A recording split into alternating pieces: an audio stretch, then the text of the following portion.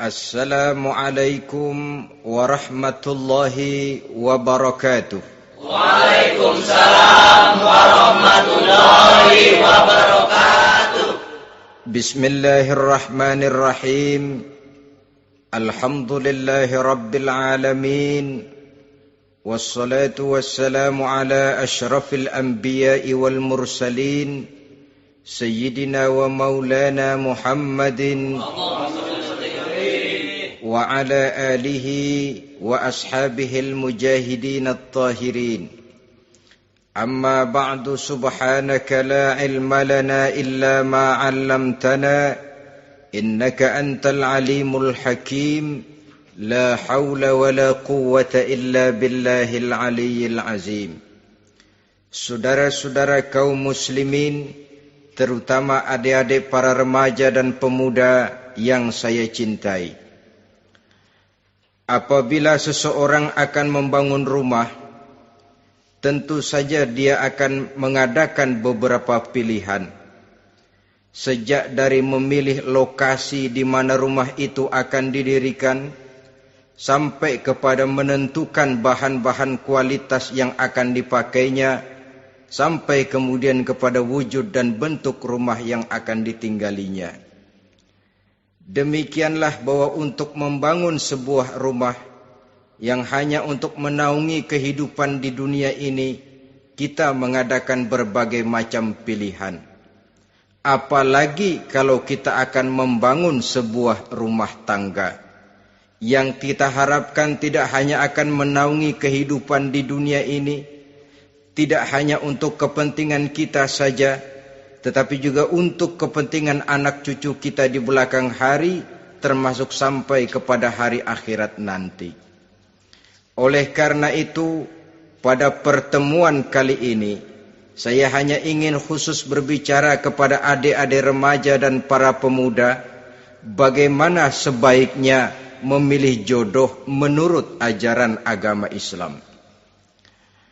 Dalam Al-Quran, Allah subhanahu wa ta'ala menjelaskan, Zuyyina linnasi hubbus syahawati minan nisa. Bahwa manusia, apapun jenisnya, asal dia bernama manusia, dihiasi dengan perasaan cinta kepada perempuan.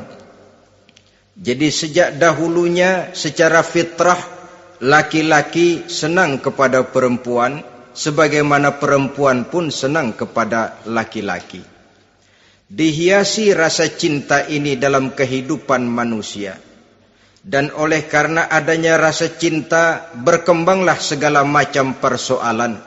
Sehingga seorang ahli cinta pernah berkata, cinta adalah 5 huruf yang membuat persoalan tidak akan pernah selesai. 5 huruf yang membuat persoalan tidak akan pernah selesai-selesai. Tetapi dalam kehidupan sehari-hari sering kita saksikan bahwa cinta ini bisa mendorong, memberikan motivasi yang baik, dan cinta ini pun bisa juga memberikan dorongan yang tidak baik.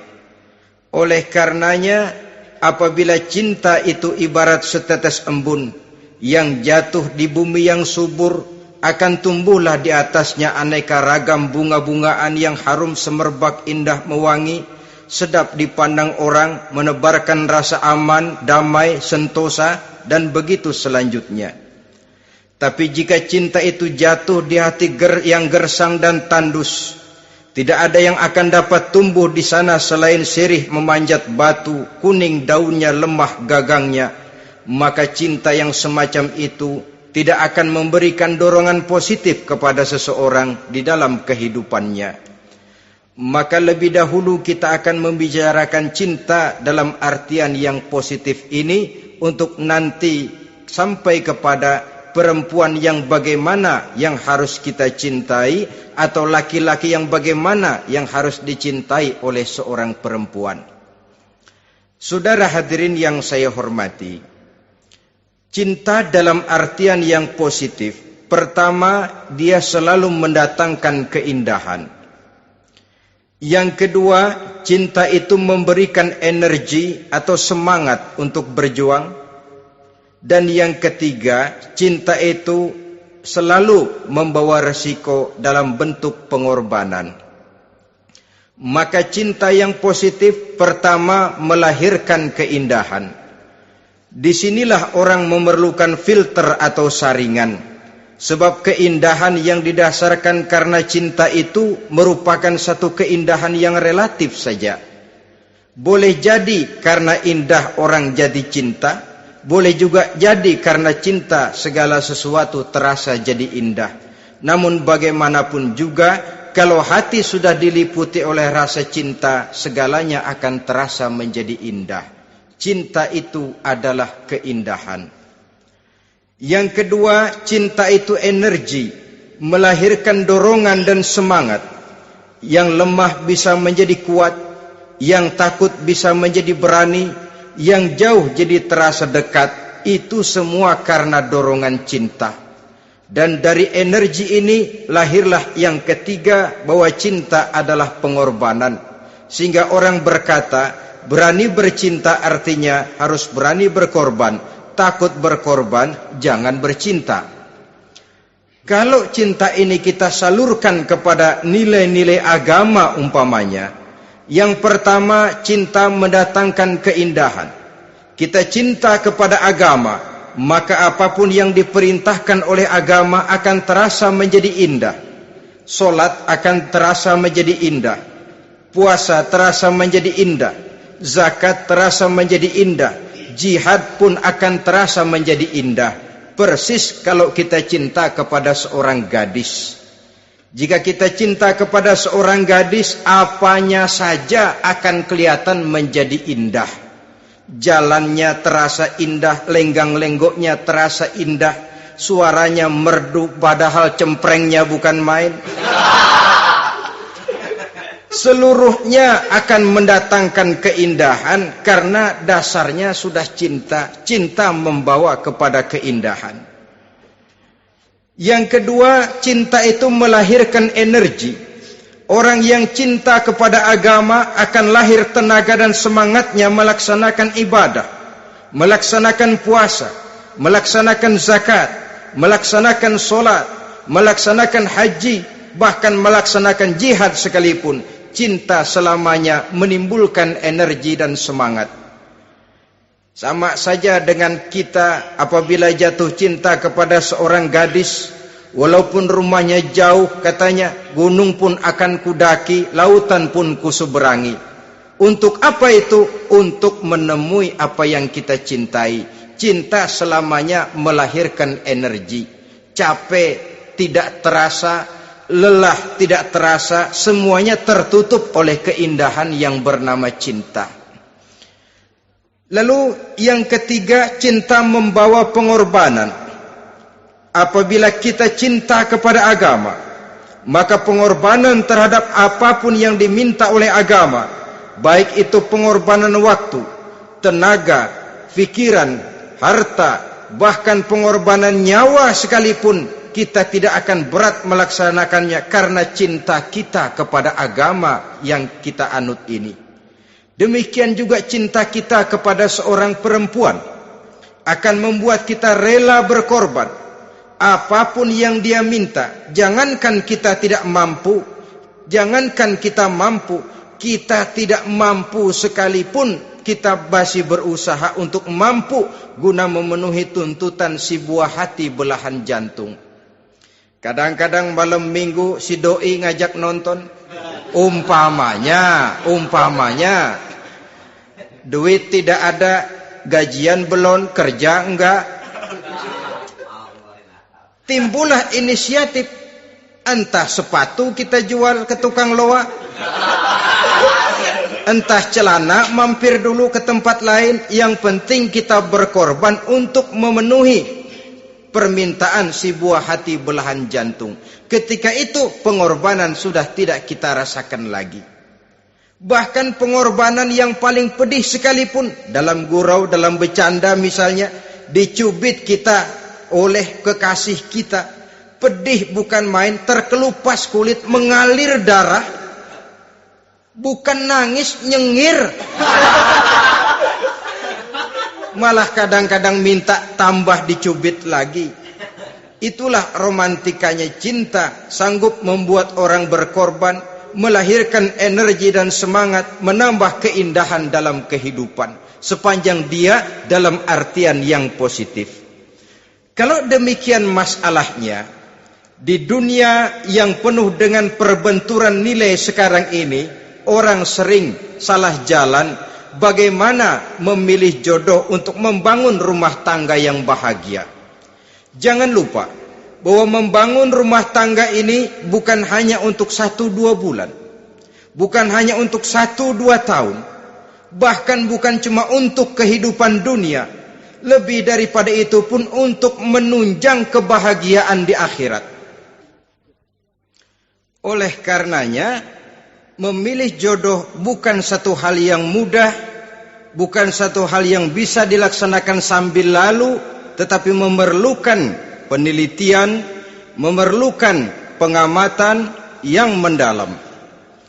Apa petunjuk agama tentang itu? Dengan kata lain, bagaimana seharusnya seseorang memilih jodoh dalam kehidupannya? Ini tentu saja sumbangan moral buat adik-adik remaja dan para pemuda yang lagi kebingungan memilih jodoh, atau barangkali buat bapak-bapak yang kepengen nambah lagi.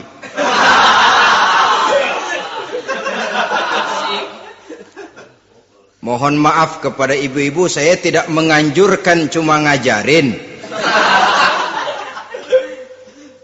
Yang pertama, menurut Nabi, nikahilah perempuan itu karena rupanya, karena hartanya, karena keturunannya, dan karena agamanya.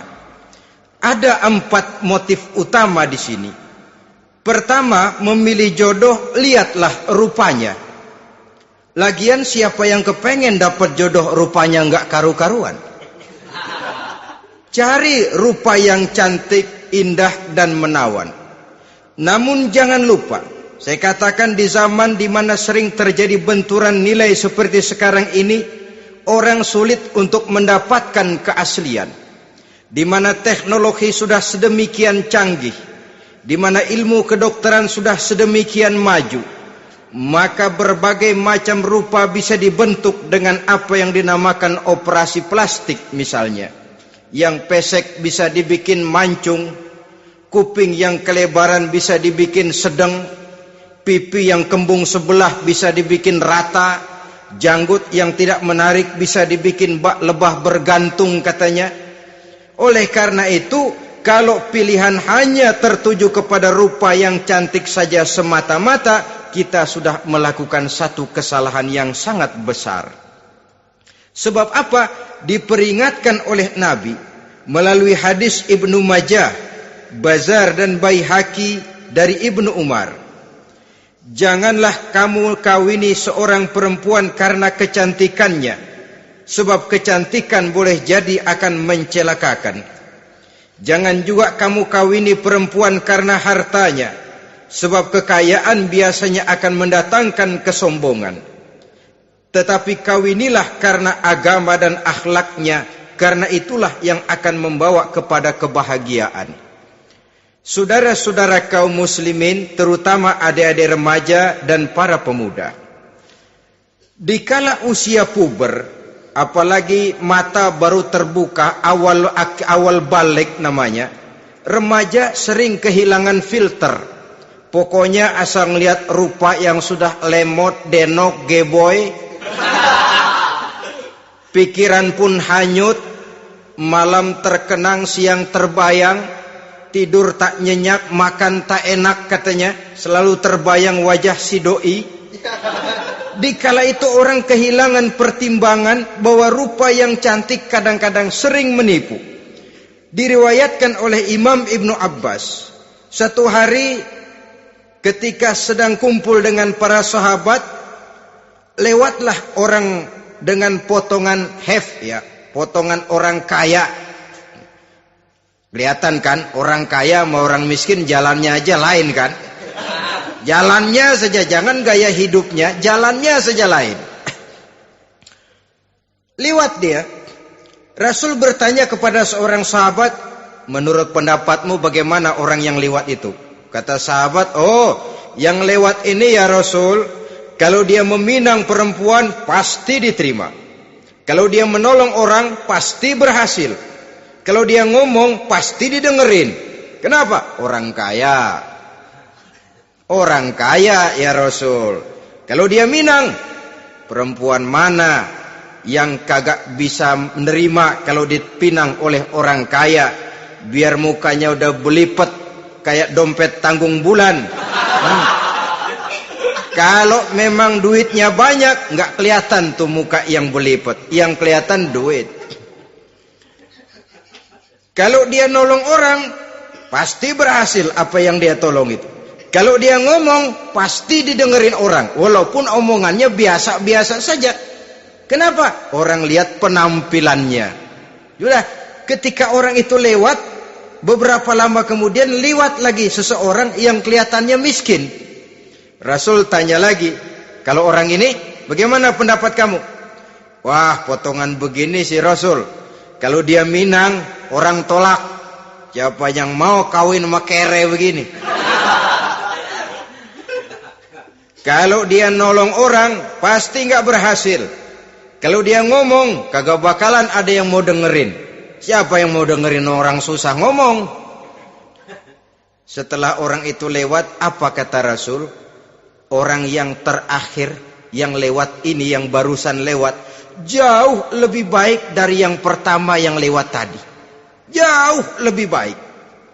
Maksud dari ucapan ini, Rasul sebenarnya mendidik para sahabat jangan tertipu oleh penampilan. Sebab penampilan tidak selamanya mencerminkan keaslian. Apalagi di zaman sekarang, salon di mana-mana bejibun. Alis mata bisa dibikin, pipi bisa dicat. Yang pinggir kuning, yang tengah merah, di sebelah merah ada yang kehitam-hitaman, persis orang kepentok tiang listrik.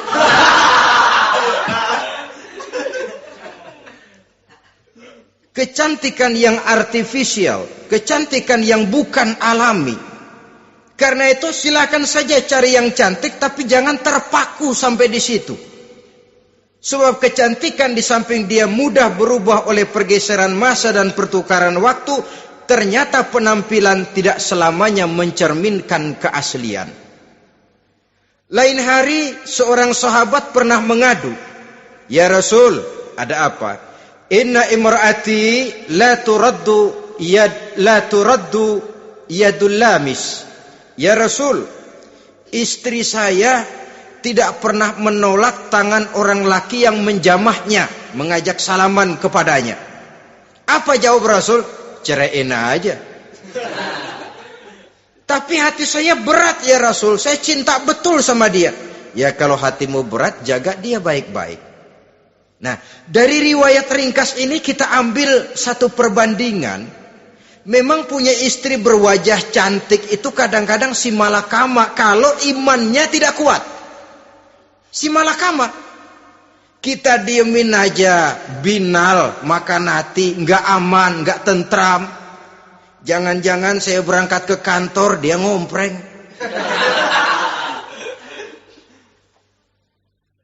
Buah si malakama, seperti orang tadi, ya Rasul. Istri saya kelihatannya, sebenarnya nggak negatif maksudnya ini, cuma bersalaman, tapi terlalu ngobrol. La turaddu yadul lamis, tidak pernah menolak orang yang ngajak salaman. Ya sekedar salaman. Tapi kan awalnya dari salaman. Kalau sudah salaman kan strum bisa ngederdet dari tangan situ. Kata Rasul sederhana saja. Ya kalau memang begitu ceraiin. Saya nggak kuat Rasul. Saya cinta betul sama dia. Kalau kau tak kuat berpisah dengan dia, jagalah dia baik-baik. Ajar, didik, tanamkan rasa keagamaan di dalam hatinya.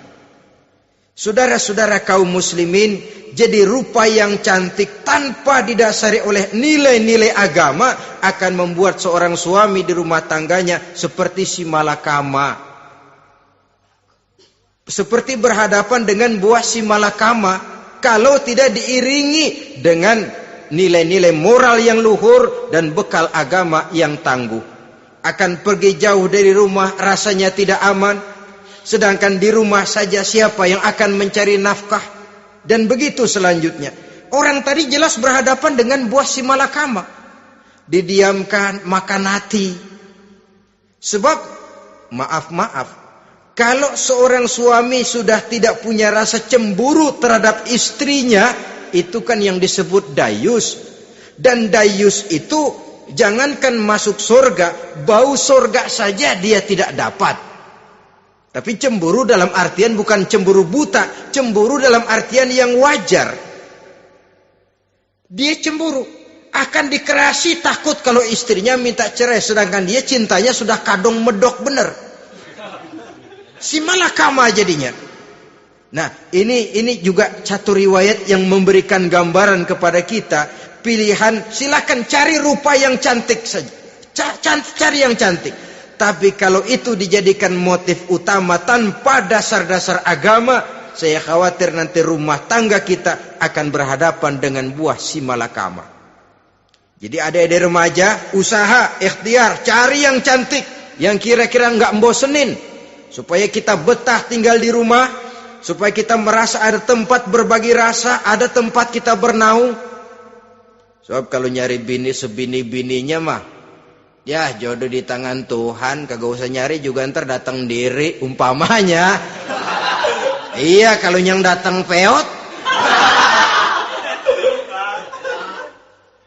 Orang harus berusaha walaupun pada akhirnya jodoh toh memang ditentukan Allah. Kan 3 hal yang kita tidak bisa menentukan itu katanya. Maut, rezeki, jodoh. Itu yang masuk mysterious problem. Problem yang misterius. Maut, misterius. Kapan kita mati, kita sendiri tidak tahu. Tahun depan, 50 tahun lagi, 100 tahun lagi, tidak pernah seorang pun diberitahu. Tapi yang pasti dia bakal datang. Kapan dan di mananya, kita tidak tahu. Bisa di rumah, bisa di masjid, ya alhamdulillah. Bisa di majelis taklim, syukur. Bisa di medan perang membela agama, bagus. Pasti dia akan datang. Maut, mysterious problem. Sesuatu yang kita tidak tahu kapan datangnya. Rezeki, gitu juga. Sehingga orang sering bilang, rezeki katanya kayak bayangan. Kita uber-uber, dia lari. Kita diam, dia mah diam. Setengah mati kita uber-uber. Emang ukuran segitu? Segitu aja. Begitu kita nggak ngapa-ngapain, datang yang bawain rezeki. Namanya rezeki itu mysterious problem. Kadang-kadang ngobek, sungsang, sumbul, udah segala tanah orang kita ukur-ukurin. Udah segala ngomong sudah nggak ada yang loh, tuh sudah buta. Tapi memang bayangan, kalau belum rezeki ya belum. Kadang-kadang nyari kode sampai tidur di kuburan, belepotan tanah kuburan loh. Yang aneh lagi kadang-kadang orang gila ditanyain. Allahu Akbar, ini kode-kode zaman sekarang ini. Sampai orang waras nanyain orang gila, itu gimana itu? Ini sudah efek yang betul-betul negatif. Sudah jelas orang gila kok ditanya. Apa kira-kira yang nanya nggak lebih gila dari yang gila itu?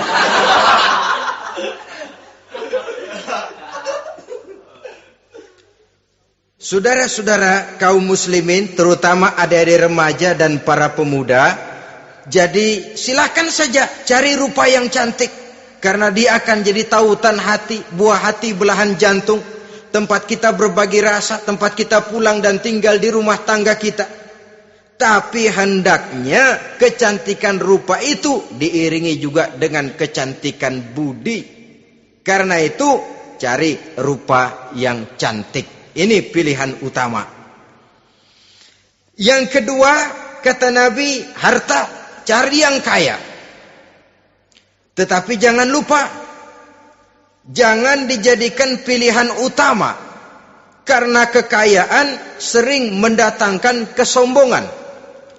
Apalagi kalau seorang pemuda mendapat istri orang kaya. hidupnya dimodali oleh istrinya, maka biasanya wibawanya sebagai seorang suami akan hilang. Akhirnya komando di tangan istri. Dikala itulah suami tidak lebih daripada prajurit yang taat kepada komando istrinya. Padahal menurut konsep Quran, ar-rijalu qawwamuna 'alan nisa, laki-laki diciptakan sebagai pembimbing bagi perempuan. Kalau nanti suatu saat terjadi benturan, sedangkan modal diberikan oleh istri, terjadilah pengungkitan. Kata istrinya apa? Lu jangan bertingkah, lu kan kawin sama gue modal lu kolor doang.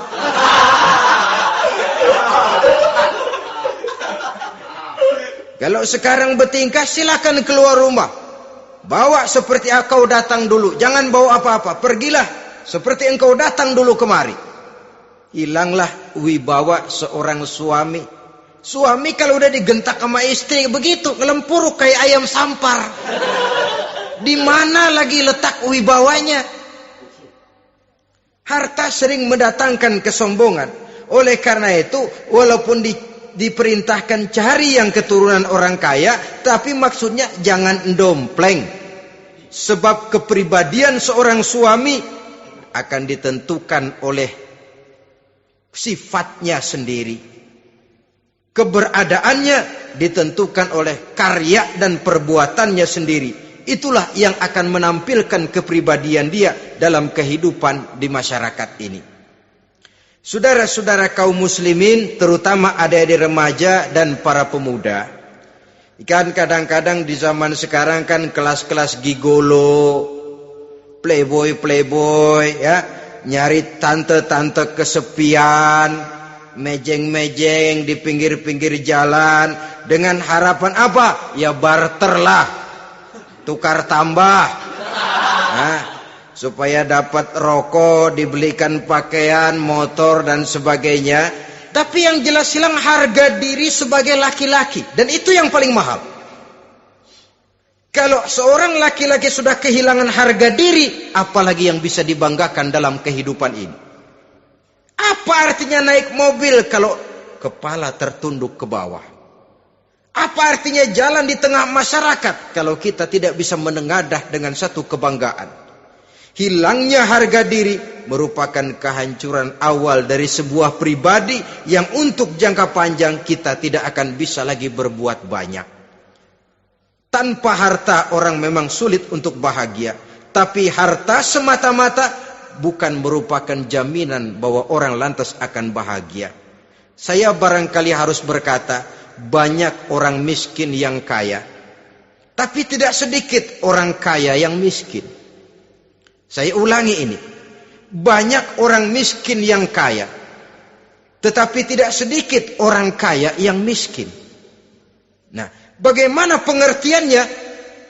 Orang miskin yang kaya, materinya sederhana, peralatan rumah tangganya sederhana, tapi hatinya kaya. Oleh karena hatinya kaya, jiwanya lapang. Sebaliknya, orang kaya yang miskin, di tengah kelimpahan materi yang berlimpah, segalanya serba ada, hatinya yang miskin. Kelimpahan materi tidak akan sanggup mengobati kemiskinan hatinya. Sehingga di tengah kehidupan yang serba ada, dia masih merasa kurang, maka dia tidak pernah cukup. Di tengah kemilauan dan gemerlapan serta glamornya rumah mewah, dia merasa hidup di tengah gurun pasir yang gersang dan tandus. Karena itu, biarlah miskin harta tapi kaya budi, daripada kaya harta tapi miskin budi. Lebih utama lagi, kaya harta, kaya budi. Itu idealnya. Dasar pilihan ketiga, sesudah rupa dan harta, menurut Nabi, keluarga. Faktor keturunan sangat menentukan. Pepatah mengatakan buah apel akan jatuh tidak terlalu jauh dari pohonnya. Biasanya kalau bapak kalong, anak kampret. Bapak nyolong, anak nyopet. Itu fotokopi. Saudara-saudara, sungguh pun demikian, faktor keluarga bukan merupakan yang paling dominan. Karena segalanya memang bergantung kepada hidayah dari Allah Subhanahu wa ta'ala. Kalau hidayah datang, bisa saja anak maling bisa jadi kiai. Kalau hidayah datang, bisa saja anak Nabi malah ikut bersama orang-orang kafir. Pada akhirnya orang mau besar atau tidak, bukan dengan jalan menyempeng kepada keturunan orang lain, tapi ditentukan oleh kepribadian dirinya sendiri. Tidak bisa kita menjadi besar dengan menyebut kebesaran orang lain. Itu sebabnya dicontohkan oleh Imam Ali pada saat beliau berkata, "Laisal fata may yaqulu kana abi, walakinnal fata may yaquluha anadha." Anak muda yang gentleman adalah anak muda yang berani berkata, "Inilah saya." Bukan anak muda yang membanggakan leluhurnya. Ini kan zaman sekarang ini lagi ngetop-ngetopnya lagu-lagu cengeng katanya.